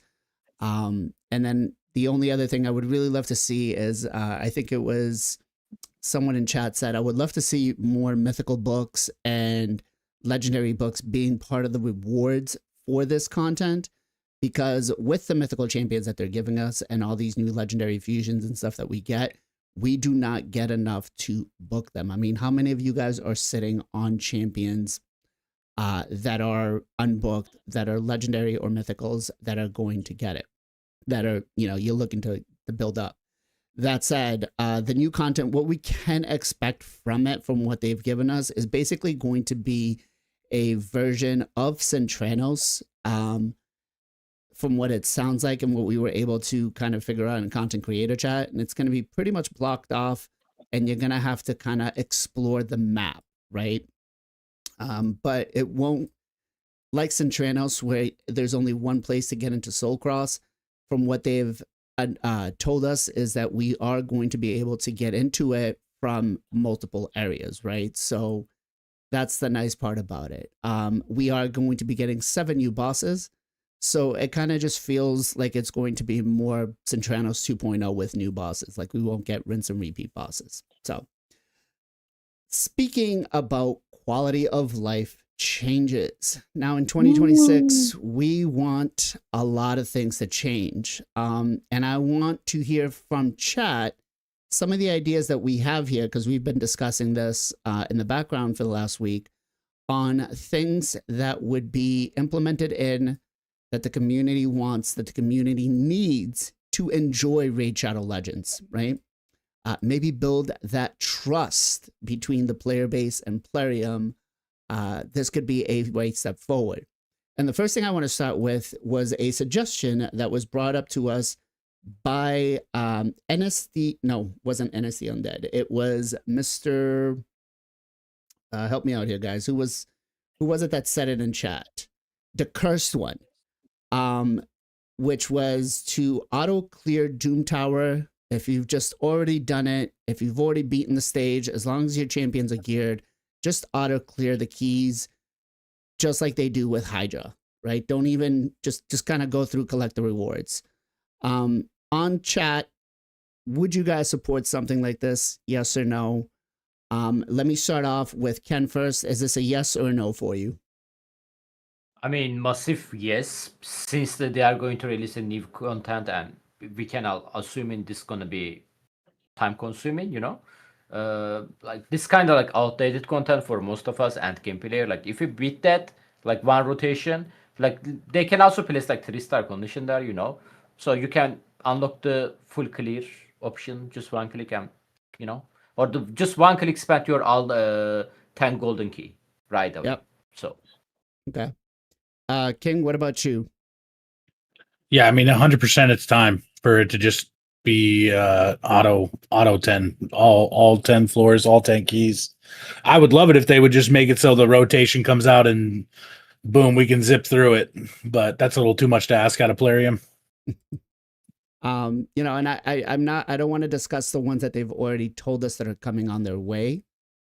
So I know chat is like, fix the background battles, fix this, fix that. I don't want. This is all stuff that we want to bring in to make our lives easier and better to enjoy Raid. Zero, what about you? Would you be in support of this? Yeah, 100%. Yeah, I made mention to that earlier. Yeah, make it instant battle. There's no point in. I was saying, hey, run it once and be done with it. But yeah, I guess instant battle should be able to do the same thing. Yeah. Not that these fights take all that terribly long, but yeah, that'd be nice. And while you're at it, Iron Twins, make it just one run. Like, I'm Okay. lucky. My Iron Twins is now at like 35 to 40 seconds, so it's 5 minutes. That's not that big a deal. But I'm not. Most of the community is not like that. They might, sometimes it takes them 2 or 3 or 4 minutes, and that's 10, 15, 30 minutes, depending. So yeah, I think it's time for that, especially if you're adding this new content, right? Okay. So Can I jump back I had on real something quick? else, but I'll save it for next. Go ahead. All right. Go ahead, King. I just want to say that, like, okay, like 10 keys in Doom Tower, like, is it time consuming? Not really. I mean, if you've got it on full clear, you've got it on full clear. But I mean, when you take a look at the list of keys that we're supposed to do, we have to do 8 Curse City keys, 15 Rebattle Silver keys, 10 gold keys. 93 You got to keys. do, yeah, 93 keys. I mean, that's if you don't have your Hydra and Chimera, and your clan boss keys done and stuff too. But I'm just saying, like, there's enough in the game now where it's like, if you load into Doom Tower and you've completed the floor, it saves the team that you used. So the game knows that you've beaten it. So just let me beat it again. If I can beat it on auto, then let me beat it on auto, just like clan boss. Right. And I know a lot of people in chat are saying, well, we're going to get background battles and you can do it while you're doing live arena. That is true. We can use background battles while we're doing live arena, but I want it to be able that way. If I want to focus on Curse City and run my keys there while I'm running my keys for Doom Tower, that's the kind of accessibility that I'm looking for. That's the quality of life feature that I'm looking for. Curse City is the newer content, or newish content, more newer than Doom Tower. So, the Doom Tower, there's nothing there that I'm not automatically just auto farming with probably a single champion, right? My Marius probably goes through, if you have him, he's just going to solo most of everything, even for hard. So, Gestel, what about you? Would you support a just full clear, one clear auto battle cleared for Doom Tower? Yeah, I just like I guess a minor stipulation. And I think for all of them, you'd have to get like make some sort of requirement, right? Like you have to be able to clear all 3 Doom Towers on hard. Yep. And then you can quick battle them, right? So it still keeps the content fresh for the new people. And they can't just kind of, I don't know, go right through it. But once they can, then they can just auto about it, right? So I think just keep some sort of requirement, and that's for all the different ones. I don't know what the requirement should be, but yeah, but like something to unlock. I think that makes it a little more exciting, right? Try to get to that unlock point so you could auto everything. I think that would be cool. I mean, like right now, I'm running this here, and yeah, I could go out and do Live Arena, but I'd rather do Curse City keys, or I could do my, you know, Chimera keys or something else like that. Like, just let it auto Well, clear. so you get 15 keys at the end of the day, right? So even when they give you the super battle and you get to do twice, you get to do that 7 times, and then you have to do an 8th solo run. Yeah. And so it's just like, why not Solo. give us 16 keys? Or how about you just give us the triple run like you did for Hard Faction Wars? Fair point. PJ, what about you? Mixed feelings. I think it would be good. I definitely think like what Gestel said, there needs to be some type of like thing you got to hit, because I think in Polarium's mind, what they don't want is someone that just has a really RNG time heavy team that like they beat it once but took 30 minutes and they can just like now do it really really fast. Like they want them to get faster teams, get the better gear, get better synergy. And obviously from us, like, yeah, we're all super leggy main game players. Like, yeah, we can do this in easy. It's old content, but we have to think there's a lot of other players that are coming up to this game that cannot do it super easy. So, like, I think they're, excuse me, kind of like what Gessel said. If like you can clear all of these stages, maybe you have to do all of the Doom. Like, I know this might be annoying, but maybe you have to do all of the secret rooms too. Like bring like reason to do those. I know those people just skip over those. I don't know. There has to be some type of like metric to you have to do this first until you unlock it, because because we were just going to build an hour-long team that can just do it randomly, and then once they beat it once and then you just quick battle and it's easy. So yeah, I don't know. I think there's got to be some type of bars you have to hit, but I think eventually once you're like our like once we're late game end game, like you should be able to blow through right away. It's not a problem. Okay. The next part, which again was also brought up by DeCurst, was a tab up here to see which champions don't have masteries.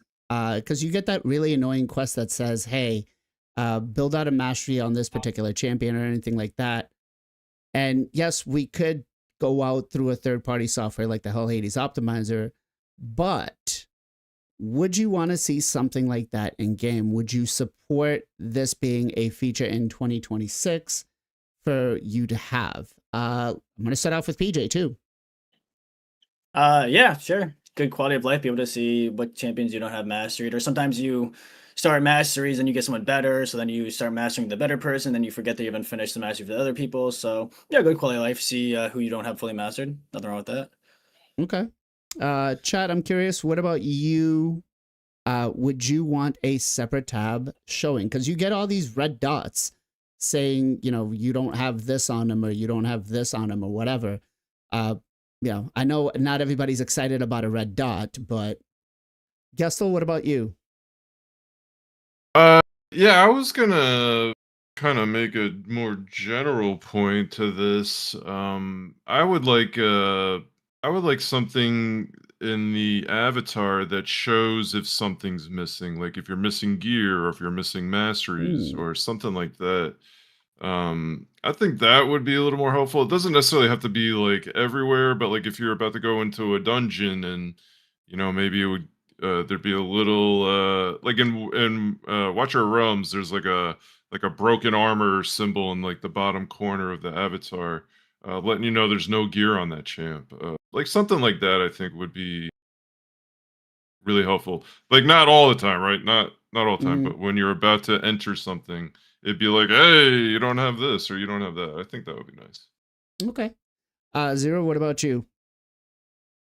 I don't necessarily mind about the masteries, because I feel like the masteries are like kind of one and done, right? So like I know if I have a mastery on a champion or whatnot.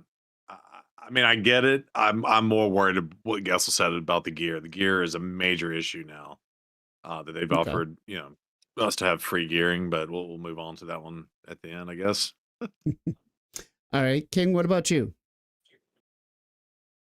I mean, I have a pretty good handle on what champions I have with masteries. I think the more information that we can get out of tab-based systems and just get it onto the champion where it says what, like, where you see the animation for Roanus right now. It's like you can see he's high elf, see what sets he's got on, what his player power like. Just put more information on that right there. I don't need some crazy, new system implemented. Just improve your old system a little bit.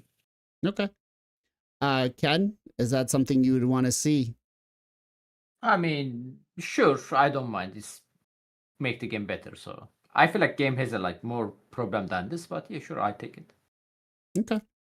All right. Now I'm going to ask you guys for what feature or quality of life improvement you would want to see.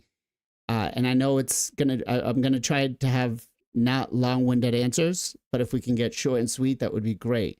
But I want to see from you guys in the dungeon area, what is the one quality of life feature that you would want to see implemented in 2026?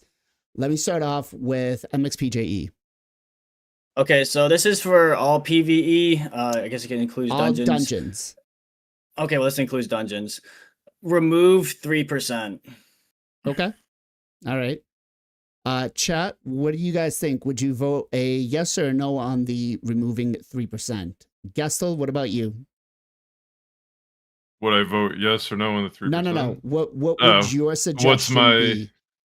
I guess I already gave mine up, but this was mine for dungeon. I want to be able to see if a champion is missing gear or not when I'm in the dungeon menu. And if I am, I want to be able to click on the avatar of that champion and go, just like Watcher of Realms, I'm not creating this. This is not new. A lot of other games do it. Let me hard click into the character so I can go in and fix whatever ailment is going on with that champion. That's what I want. Okay. So something right here that would say, after I've been click, use preset 1, 2, or 3, maybe something like that, right? I think that is 100%. I would love to see that in the game. It'd be even better. That's quicker. Yeah. I think that. Just equip preset 1, 2, 3. Yeah, dude, that's whatever. even better. Chat, what do you guys think? Would you take that? King, what about you? What would you love to see for dungeon wise best quality of life change? Dungeon wise? Yeah. I know we're not talking about stuff that they're already doing, but I just am looking forward to hopefully being able to double dip dungeons and farm 2 things at once. Okay. That's really it for me. All right. Zero, what about you? Yeah, I think the gear thing is the main thing, and I want to be able to change it from the thing. Like that's my major issue. I want to just your preset thing, that's cool. But just take us to the gear screen. I don't know why they take us to the index. I think that was cool maybe 100 years ago when the game first came out, but there's no point in being able to see what the base stats are of the champion. Yeah, I just want to go straight to the gear and be able to select what I need to select and be done with it. Okay. That'd be sick. And or just a pop-up that says, hey, you're about to enter this fight without gear on your champion. Like they give it to us at the end, only when you lose. I would love for those to I would love to have both. Boom, well, they give it to you at the end, so when you go to select your rewards, you accidentally hit that tab, and then it takes you to a place you didn't even mean to go to. Yeah, that's always nice. I know that. Ken, what about you? There's lots of stuff actually. But let's focus the gear. First of all, like some of the dungeon gear set are super outdated. Literally, there is no point of the farming them. So instead of they keep releasing like new gear set, maybe they can show them some love as well. That will be great. Or the like reduce the chance of the getting 5-star pieces from the hard stage 10. That will be cool. Okay. So better gear drops. Here's mine. Mine is going to be remove the auto battles. I am sick and tired of having to have auto battles. If I have the damn energy, let me use the damn energy. Watcher of Realms does this where there is no amount of auto battles. I can just keep it going, right? Especially because if I've got 100,000 energy, but I don't have 100,000 multi-battles, then I got to go outside. I got to use RSL Helper or a third-party program or Clicker or something to be able to continue. So I think removing the auto battles, putting in just whatever you have for energy, use it, I think is a great quality of life feature that I would love to see. And just to touch up on that real quick, if they remove the auto battles, they remove the auto battles as a reward, and then they would have to replace it with something else. So it's kind of a double take. I think that way people would get something extra. So that said, chat, let us know which one of the three you would vote to have. Would you want to see, or which one of the four, sorry, would you want to see the zero RNG? Would you want to see more of the removing the auto battles? Do you want to see better UI customization for if you're missing gear?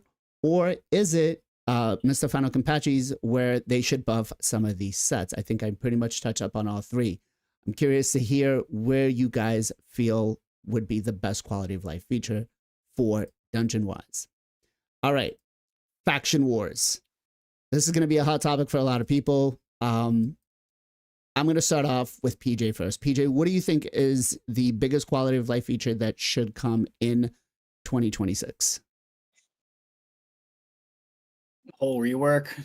Whole rework. Okay. Can you give me a specific thing? Like, what's I the think they number need one thing?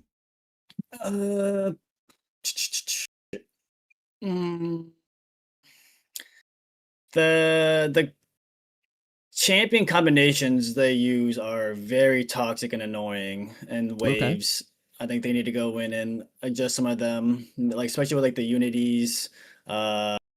Very, very annoying. And then with like combined with like how high their stats are. And also the boss, specifically the purple boss. Change the bosses. Okay, go to actually change the bosses. The purple boss really sucks. Okay. So we've got changing the purple boss. Mr. Zero, what about you? Yeah, I think the whole thing is jacked beyond compare. I mean, the stat requirement alone is absurd. And it kind of goes back to what I was saying with Chimera. It's like you need these X amount of stats to be able to run it. Well, Faction Wars was a thing and you had to get those stats. And then I knew it was messed up when I could not, with my champions geared as is, I could not beat the stage 7 boss without dumping the points into that, because I ran those first, that when it first launched, I ran those first without specifically putting the points into the Faction Wars, just to kind of see, make it easier, because I didn't want to overkill those easier stages. Like 1 through 6 are so easy, and it's like, oh well, you have to get X amount of poisons out or X amount of stuns and stuff, and if you're just one shot and everything, so that was kind of my mentality going into it.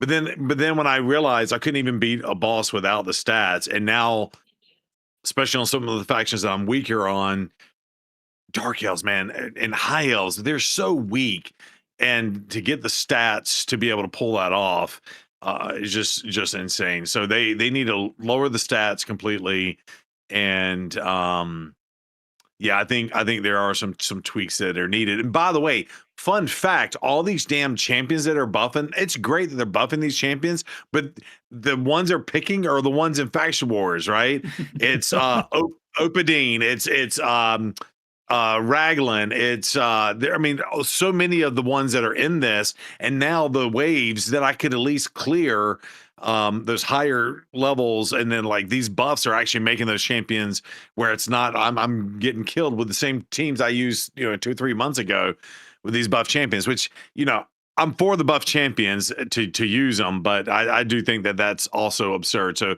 not only did they set the bar absurdly high, they've actually increased the bar as we've been moving along. And again, those stat requirements are the gear you need for this. It's not fun for me, especially with how broken it is to put gear back on champions. It's not fun for me to go, oh, I need 500 accuracy and 500 resistance if I even want to survive this, but I don't need that anywhere else in the game. So let me just re-gear these champions to get through it. It's just a big, huge pain in the butt, and I'm just like, I don't want to do it. Champion's not good enough at the end. I'll wait for them to nerf this. So hopefully that's coming. Okay, so you want to see the stat requirements or the stats on the champions lowered. Okay, Fair enough. I mean, it's absurd. I like some of my champions that can one-shot I stuff gotta, in I arena. gotta move can on to do the next one. I know. 10, just hit for like 10K. I'm just saying. Support It's like, champions. you can one-shot these other champions. You go hit this. Oh, it's 10K. Gessel, what about you in Faction Wars? What would be the one quality of life feature that you'd love to see? Hmm.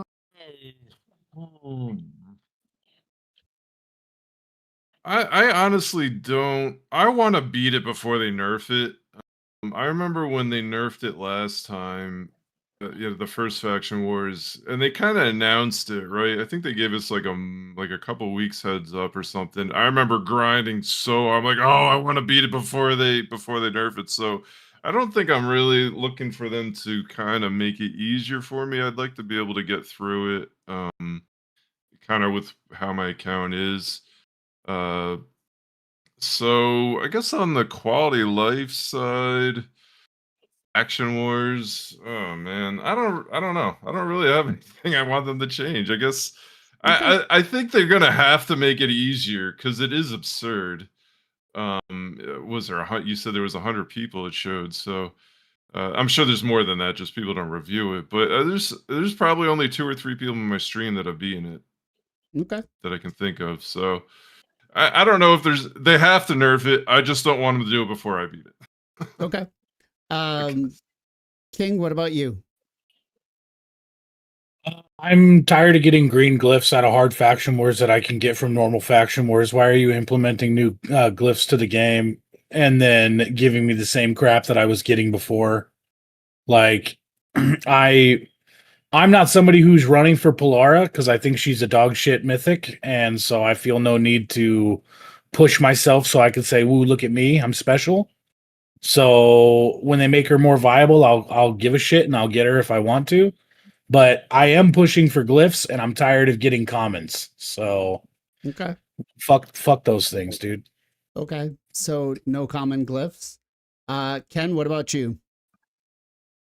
Make Marius universal champion so we can use him on every single faction. Okay.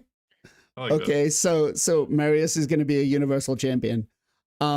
Myself, the feature I would love to see is if I'm working on a particular faction, I want to be able to click on the damn faction right here, right now, while it's locked to look at which stage I am and which trial I'm trying to be. I feel like that right there kind of hinders me because I'm like, I don't know which trial to prepare for. I don't know which stage I need to prepare for. So something I would love to see is let me click in. I don't have to access the battle. I don't have to access anything else, but let me see what is going on, right? So I think that is my biggest thing that would help a lot of the players to kind of prepare for what is next. Like if I have 5 days to prepare for demon spawn, cool. Let me know which 3 stages I'm working on. That way, if there's a champ training or maybe a champ chase coming up in like the next week that has a particular targeted champion, I can build that champion and get them ready, right? I will say though that Boo Nets says Faction Wars is a marathon, not a race. So he is right on that. We don't really need to complete everything away. He's not really right, man. Like on the sprint, he said, like on the sprint. I mean, on the marathon, you can make a progress. In the hard That's true. faction world, if you don't have a specific champion, you cannot make a progress. Okay, fair point. Fair point. So chat, let's find out from you guys. Where would you love to see? Do you want to see it kind of change so that the HP and all of the stats from the champions are lowered? Do you want the 3% removed? Oh no, sorry, not the 3%. Do you want the purple boss rebalanced, brought down to a, you know, much compromisable as opposed to some of the other ones? What was the other one? Where do you want to see it where you can just kind of log in or not click in and be able to see what you're going to work on? Or do you want Ken's idea, which I don't think player will go for, making Marius a universal champion to use in every single faction? Maybe he could be the xenomorph and transform to any particular champion you might need in that faction. That'd be kind of cool. All right, let's move on to clan bosses. In this area, they've done a lot of improvements, but there's still more to have, right? So It could be on either Demon Lord, Hydra, or Chimera. What is the one quality of life feature that you would love to see coming up in 2026 for these bosses? Ken. Oh, can I Ken's mention like, all of them separately or just need to choose you can one? pick one, or you can make. Yeah, we don't have a lot of time, but you can pick one or Okay, any of or quickly. all of them. Yep. Make the Hydra fun again. Chimera chest and the Chimera Clash chest reward are dog shit. They Okay. need to buff that. And the live arena bonus for the Chimera. Okay. PJ. I'm gonna go back to my other one. Honestly, for all PVE, remove 3%. Okay, so remove 3%ing. Let's go to 0. Yeah, Hydra, the affinity bonus from Arena. It needs to just get it in there. You mean Chimera? That's what I meant. Yeah. Okay. King, what about you? They should update the sets that we get from Ultra Nightmare Clan Boss or regular Demon Lord Clan Boss to more viable sets. Hydra, I mean, it's fine, I guess. People can cry about it. It is what it is. And then Chimera, they need to change the rewards. And honestly, clashes should be based off of the amount of trials your clan can get overall, not the amount of damage. So Titus can go fuck himself. Okay, I agree with that. I feel like I was gonna go with the what's it called? Sorry, I totally just lost. I was gonna go with the clashes as well too. That these need to be reworked. So you kind of beat me off on that. Gessel, what about you? What did he say? What did he say? He did say that. Beat you up. It is fucking beat 'em all. dreams, man. Yeah, I think Demon Lord's obviously in a great place. It's a great starting boss. Obviously, and then if you get past it, you just go right through it. It's a simple reward. Click your rewards, and then run your battle real quick. I like the way Demon Lord's set up. Hydra, I don't care about Hydra anymore. If I run 3 teams, they all do about 500 million, and I move on. I think the rewards are garbage. Maybe give us more soul stones from Okay. Hydra. That's what I'll say. Okay. And PJ said the 3%. So for me, I would love to see a rework towards the clashes. I think King's idea of using trials is great. Yeah, that's a good idea. I think that's absolutely insane. That they haven't implemented that in yet, right? And then, maybe for Hydra, why not implement some trials through that, right? Maybe, and then rebalance that. What? Nope. Nope. Ken's like, nope, I don't Nope. like that idea. We don't. Yep. Yeah. I mean, look, I will say running Titus, running Trundacomps is very tedious, very long. And I don't know about you guys, but Okay. Titus seems to feel like he is my second Eaton champion after my highest crit rate one. And I've got to rerun my Hydra team like 20 freaking times to try to get him to be either the third champion. It's the fucking worst.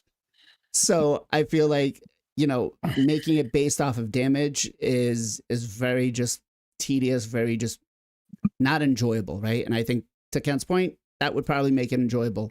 Make some trials behind it.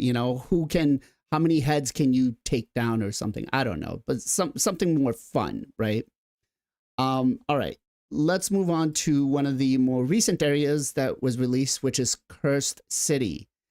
What, if anything, in here would you love to see improved? Let's start off with PJ, and don't comp out with the 3%. Those are serious.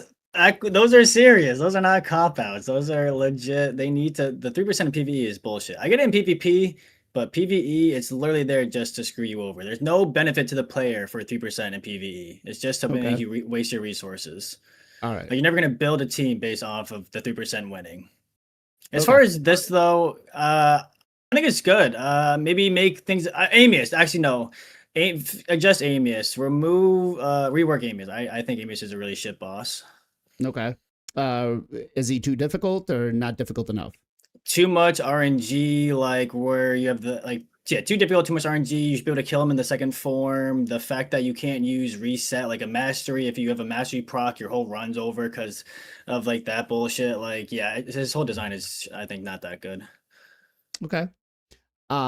Gessel, what about you? Yeah, I like what PJ just said there. Amius is extremely difficult for a lot of people. I would say the one thing they should do is just you can kill him in either form. Okay. It's really annoying having to like hold off just A1 until he swaps back. Like I find that to be the most annoying. Or give us like a condition to be able to kill him in that. Like if he's under fear or under something, like give us something, a way to kill him in that second form. I think that would make it better. Awesome. I love that. Zero, what about you? Yeah, I think they did a fantastic job adding the relic resources into this and pulling out the I forgot whatever they pulled out. Free gear Relic removal. resources. Free gear removal. The free gear removal. Yeah. Okay. Well, they gave us Basalt. that's what it was. Yeah, Oh, yeah. the basalt. Yeah. Okay. Basalts, yeah. I think they did a fantastic job with that. And I'm actually really excited when I'm upgrading relics now because I go in because I'm a hoarder anyway. But I go in, I can actually upgrade some champions just using that, not doing the food system, right? So that was a tremendous improvement on that. I think the one thing I would do, because all other areas have like 3 ways to get in, and I know technically Soulcross has 3 ways to get in, but they put the one bridge S8 and of course the boss on the other side of S8. I would love to see them maybe have another path to get to S16 or something like that.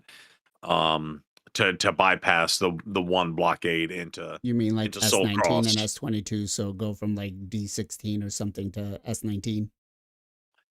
Yeah, something like that. Yeah, I would love Okay. to see like either Like a a back canoe. door or Yeah. maybe you can take a boat around from S23 to the double boss over there near where Soulcross is at the top and just kind of get around that bridge or something like that. I would love to see like another path there. That'd be awesome. Because I agree. they sold us on the whole multi-path thing, but they only gave us the one path to get to the main island.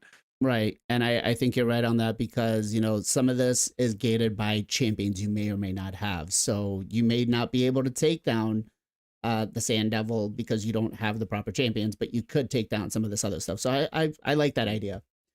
Just don't do S19 or 18 because those are really difficult for people. They're gonna get stuck on those if you do to the bridge to that. Well, yeah, that's true. That's Tars Maritzka. Yeah. King, what about you?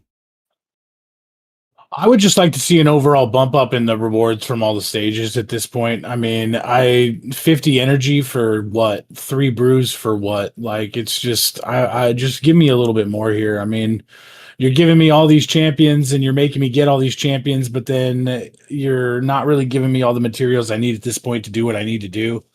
So, give me an energy refill, man. Like, give me 130 energy if I beat this stage. Don't give me 50. It's bullshit. Like, don't give me 3 brews. Give me 5 or 10. Like, just bump up your rewards a little bit. That's all I'm looking for. I think everything else is fine. I mean, 3%'s a cop out, but he's fucking right. And Amius is what he is. I can't believe that we have to turn a 3-minute fight into sometimes 8 minutes, 12 minutes if things don't line up and my mythicals just keep swapping like shit, and it just makes me pissed off.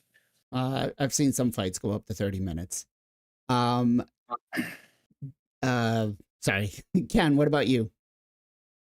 I mean, to be honest, I kind of find Kirsty in the good position right now. Like in general, especially like as Zero mentioned, like they place like 4-star basalt. There's a 2 4-star basalt now, man. Like on the Soul Cross stages, it's hard to beat them in average player. But in general, I think Kirsty is good. My biggest problem on the Kirsty is the chest reward over there. Like another chest. Like especially after you got a 6-star Carnage, there is literally like pretty much nothing left. I mean, looks like lots of stuff there, but in reality you are getting like epic book, not the like mythical book, like so. Also, like maybe higher chance of to get Carnage Soul after you got his and his avatar stuff like that. There is still not 100% chance to get the Carnage Soul. So it's a little bit RNG. That will be good. He's a Well, great champion. So eventually you will get a 6-star soul out of him. It just, again, takes time. So, but fair points. All great ideas. I love them all. I love Zero's idea about being able to move him from this side. The rewards, myself, I think, have improved tremendously from when it first came in, where we got the scrolls for the free gear removal. Now we got the basalts. I think, this is the one content that I'm excited about doing every single month. What I would love to see, and I know this may not be a hot take on a lot of people, is I want to see another area added onto this. Centrano's Curse City is my favorite content. I love building the teams. I love building the champions for it. I would love to see another map on it. I would love to see this extended out, or maybe a higher game mode. Give us like brutal Grim right? Forest. I guess it's called Grim That's Forest. true. You are 100% right. It is called Grim Forest. And maybe that will be what I want. That said, I want one quick feature for the Bastion here that would make it so that you are enjoying logging in, and not visual wise, but just it could be any feature that you want to see updated here. Let's start off with PJ first. Well, I know you said not visual, but I think it would be cool that if you could have like a little setting where all the previous like bastions they've done before, like the Christmas, Halloween, whatever they do, I think it'd be cool if you could select which one you want to do at any time. That'd be cool as shit. Yeah, because I love that. I love when they do the different bastions. I think they look really cool, and like when they go back to this, it's so boring and plain. Okay. King, what about you? I'd love to see a silver mine or a passive library that produces pages that when you get enough, you can create your own books. Okay. Zero. I'm gonna jump on the King Copium train and say the book idea is amazing. Okay. They give us champs left and right, but we can't book them all, right? Fair. Gessel? You're muted, bro. I'm sorry. Sorry about that. I'm gonna put my number one wanted feature just here because I think we're running out of time. My number one feature is a battle log. I want some sort of way to know what the hell's going on in every single fight I'm doing. I want to be able to go back and see what's going on. So maybe like a general, you could add it to the chat. So that maybe that goes with the Bastion a little bit. But a battle log is the most important thing they need out of this game. All right. Let's go to Final Compachi. I mean, on the Bastion specific, I don't have anything to say, but I totally agree with the guest man. Like every single game has a better look. Like we are not getting any feedback by our victory on defense victory or the lose, especially on the siege. Like that's so stupid. Yeah. I'm looking at my defense. There is no way this dude can beat me with this offense. Like for example, like I'm like, what happened there? Like is that bug? Like I want to see that because the game is very buggy. I don't trust it. Okay. I guess I'm going to be the saving grace for everybody and say, I want to see the red dots removed.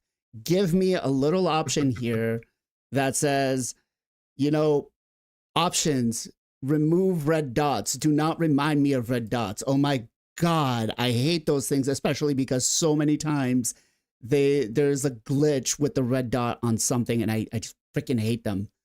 Yeah, but how many times wouldn't you go upgrade a champion in the Guardian Ring or see the new souls in the soul altar or some of the red dots are effective?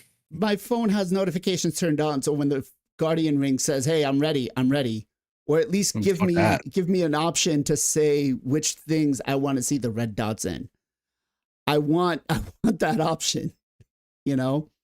That said, we've talked about a lot of things today. We are going to be talking over a lot more things next week. Hopefully we are going to get a teaser video next week for the new content. I can't wait. I am excited for it. Hopefully it is Centrano's 2.0 and I get my wish, right? Getting to do more challenging, fun content. I feel like we are going to be getting a new mythical champion out of it. It could possibly be the first Void mythical. Who knows? We'll find out. That said, PJ, where can people come and find you? We're not ready for a Void Mythical. You can come and find me at MXPJE, Twitch, and YouTube stream twice a day, every weekday. Come say what's up. Awesome. Gessel, where can people come and find you? Hey, Gessel Gaming on Twitch and on the YouTube, Sunday through Friday, 2 to 7 Pacific Standard Time. Awesome. Ken, where can people come and find you? Final Kenpachi, both YouTube and the Twitch. We are going live every single day, guys. After 1 hour Columbus reset. Thank you. Awesome. King, where can people come and find you? You can find me on Twitch, King_Copium, and on YouTube at King Copium RSL. Awesome. And Zero Brew, you can find him over at Zero Brew on YouTube and Twitch. Let's start shout outs and let's go Gestel first. What do you got for a shout out for me, bro? I'm gonna shout out our missing man this week. Every other week, JR Star 3 opposite King Copium. Go over there, give him a follow. One of the biggest brains in the game. Fixes a lot of accounts, and he does a lot of account takeovers. So great community over there. Go check him out. Awesome. PJ, what you got for a shout out for me, bro? We are giving a shout out to the Cursed One. Awesome dude. Has been on the podcast a few times. See him in the raid. Great vibes over there. Definitely go check him out. Drop him a follow if you're not already. Awesome. Zero, what you got for a shout out for me, bro? I have no idea what anybody's been saying, but might as well do Pogo Pink Tie because he's awesome. All right. King, what you got for a shout out for me, bro? King or Ken? King. See, Oh, this sorry is why about that. we call him Coco so people don't get him confused. No, it's not why we do that, blah, blah. My shout out goes to Zero Brew because his shirt is awesome and he's also just an amazing creator of content on the Twitches and the YouTubes. His shorts are kind of fucking wild, but if you really look, maybe you can make sense of them. Ken, what about you? What you got for a shout out for me, bro? I don't have a specific shout out. I like to shout out the player who are waiting, saving their shard tomorrow. Primal shard I'm talking about. It's been a while, 7 months I record, 8 maybe, since the last time we see the tweaks. Well, hopefully you guys going to be happy tomorrow. So good luck. Good luck to you all. Awesome. And I'm going to give a shout out to a viewer of ours, Priest Guardian, who's been here lately supporting us. Great guy. Very, very encouraging. Just loves the community, loves Raid. Even though a lot of us may have a negative thing, he is going to be somebody that loves and supports the game and will give them the love that they need and deserve. So big shout out to him. Thank you very much, guys. Next week, we will be back at 1:30 p.m. EST. We will hopefully, again, be talking about the new content that is coming in. Twitch side, we are going to raid out to Mr. Pogo Pink Tie. So when we get there, make sure you guys give him a huge, huge shout out. Give him some love. Wish him a happy birthday. Be on the lookout for, on the YouTube side, for a couple of polls coming out based on the information that we had out for the polls today. I couldn't do every single poll in here, so hopefully you guys will get to vote, and then we'll put something forth at Plarium, and hopefully they do it. As always, everybody, much love, much appreciation. Be safe, be well, be good to each other. We'll catch you guys next time.